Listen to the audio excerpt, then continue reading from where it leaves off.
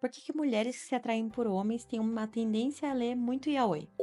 Eu vi esse assunto em um TikTok e um dos comentários que mais me chamou a atenção por encaixar sobre o que eu já pensava sobre aquele assunto é que elas viam igualdade da qual elas não iam ter em um relacionamento heterossexual.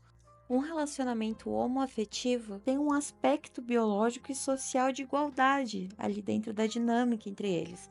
Eles são dois homens, afinal de contas, ambos com testosterona alta, maior altura, maior força física e principalmente respeitados com mais facilidade pela sociedade.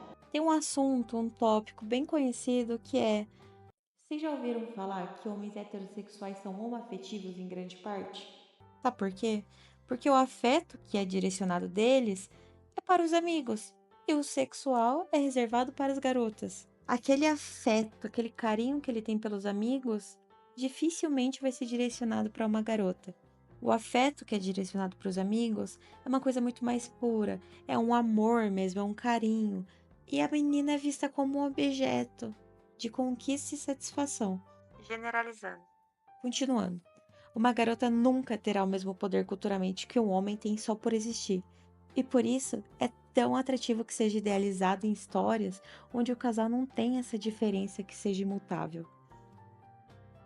Se você tem bastante atenção, você já notou que muitas dessas histórias têm um padrão bem claro. E é um padrão que eu vejo que as meninas que se relacionam com homens consomem bastante. O padrão é claro: passivo pobre, ativo rico. Às vezes muda, mas a base é essa. Agora, o ponto principal a se comentar aqui é que essa não é uma diferença biológica, como é visto em um relacionamento heterossexual, e nem social. É uma diferença reparável, é uma diferença mutável, não é uma diferença estabelecida socialmente, culturalmente ou biologicamente.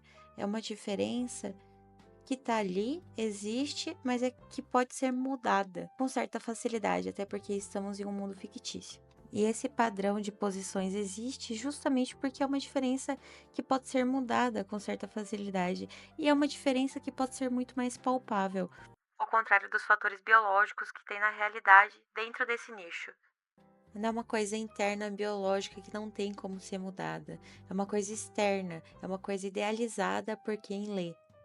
Apesar de ter toda essa questão da idealização de estar de igual para igual, também tem um fator de identificação. Afinal de contas, sempre vai ter, nesse tipo de história, um cara que é mais feminino, representando uma mulher, e um cara que é mais masculino, representando o homem.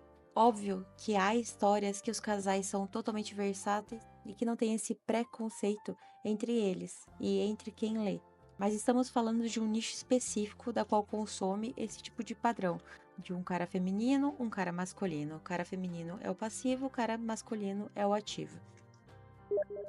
Então, a conclusão que eu chego: mulheres desse nicho consomem esse tipo de conteúdo por idealizar um relacionamento equalitário, de igual para igual, de forma biológica, social e cultural.